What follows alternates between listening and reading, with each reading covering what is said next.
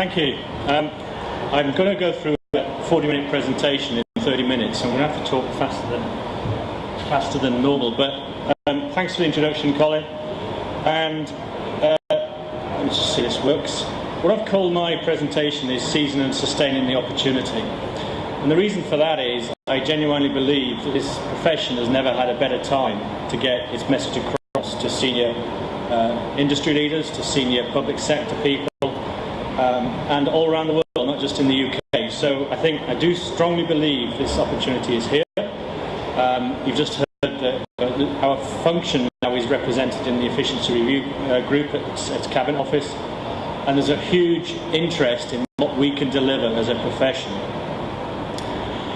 Recognising my time constraints, I'm going to whiz through this very quickly, but my background, 30 years in the profession, in many different parts, manufacturing, project management, etc.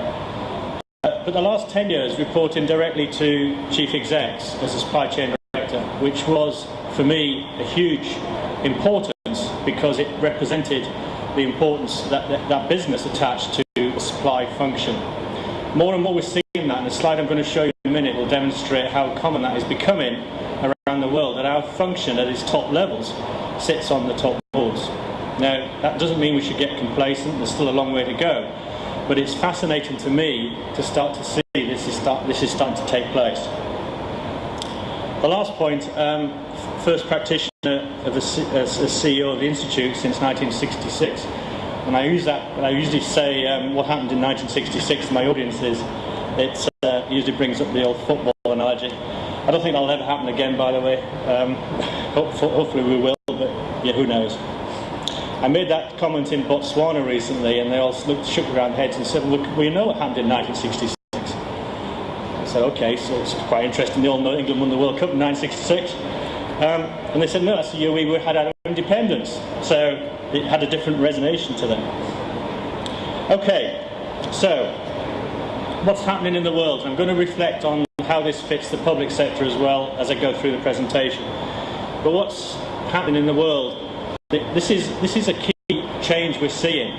Who would have thought, certainly when I started out, that we would see developing countries exceeding the G7 within our lifetime? In fact, within the next few years.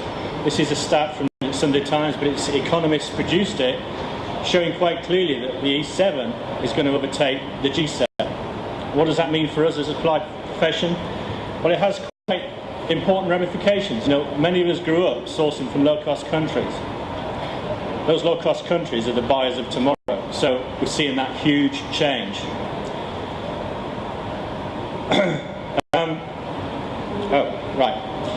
This is an interesting one. In terms of GDP, which is how obviously countries measure their economic strength, this is a chart as of last year, and there's no surprises, I guess, there. That's what we would expect to see. You'd expect to see the top countries, United States, and so on. But where do you think that would be in 2050? And again, it is important to our profession to understand what's happening in the wider world. And there's some interesting things that economists predict will happen in the next 30 years, 40 years. So, I think no one will be surprised to see China at the top of the list. Certainly those who've been to China, there is, the amount of energy and wealth creation there is huge. But the interesting ones, and I showed this recently in Nigeria and Mexico, they're seeing their status erupt because they are large countries, huge populations, sat on huge wealth. This, of course, this is an economist projection, but what it shows is that we are seeing significant shifts in the global economies. That has direct relevance on our supply base, even if we are in the public sector, because of the fact we supply, so we buy from the private sector. You will see with this global economy, and more that's the way things are heading. We're already there, in fact. It is a global economy. But more and more, the fact that you're in UK has much less relevance. The global economy also has a huge impact, I believe, on our profession, and a very good impact. And I'll come on to that in a minute. What else is happening in the wider world? Well, as you can see, energy is in crisis. Again, I showed this in Nigeria, and they shook their heads because they've got plenty of oil in Nigeria. But in reality, and this is the CEO of Shell a couple of years ago saying, the demand will exceed supply supply will succeed demand, is that right, in the next few years. What does that mean? Well, it's got huge ramifications on supply chains. We haven't, freight, the cost of freight, the cost of transport is going up all the time. That's creating a trend already, and I'm starting to see it as I travel around, towards localism, towards buying locally. There's a huge advantage. So, bearing all that in mind in terms of the macroeconomic side of it, what does that mean in terms of the new organisations? And there's a huge revolution going on here as well. And again, it's happening across private and public. But, as I said earlier, much more global integration, far more cross-border collaboration. Boundaries are getting less and less important in the world of trade. Less centralised and flatter structures. I'll come on to that in a minute. And employees are getting more decision-making powers. The new generation Y, has a different view of the working world than perhaps the other generations. And the rest of that there, your soft skills, is becoming far more important. These are all trends that we see as we look around us, and are significant for CEOs and for businesses moving forward and for the public sector. So what does that mean in terms of being a leader of an enterprise? Well, they've got some questions to answer. And some of those questions are shown here. How can we be continually transforming our organisation? The time of doing 3-year plans and then sitting back and looking to the book have gone. Plans now have to be changed, and I know this in the Institute, we have to change them every few months because everything's changing around us faster. CEOs talk to me and say this is what they're faced with, continually transforming their organisation. If they don't, they're done. And we've seen examples of that in the wider world of the private sector. The second one's an interesting one where I certainly grew up with these monoliths of large corporations. But you see the successful companies being fleet of foot. You see them being virtual rather than vertical asset based. A good example is Google. Google does not have a middle management layer. What they have is senior management, and they have everyone else at the work floor, if you like, doing the actual job.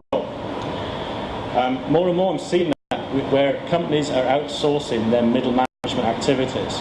What does that mean? Well, that gives huge emphasis to our profession because we are the ones doing the outsourcing. And where we have a strategic role to play is in doing just that. Increasing challenge from analysts. The number of times analysts are now questioning supply chains and saying to companies, if your supply chains not under control, we're going to downrate your share price.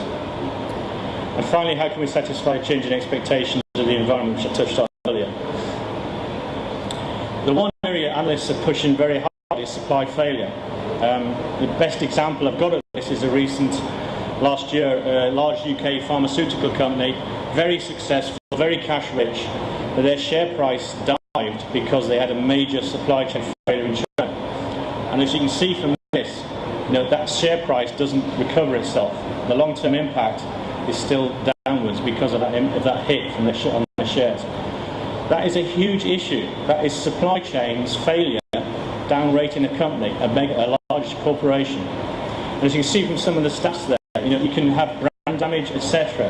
What does this mean for us as a profession? We have to manage the whole supply risk area. It's more than just managing cost. Some surveys, and this is some of the things I was saying earlier about how this profession's changing. And you can see the stats there for yourselves from consultancies. 25% of CPOs reporting directly to the CEO business head. 70% to the boardroom.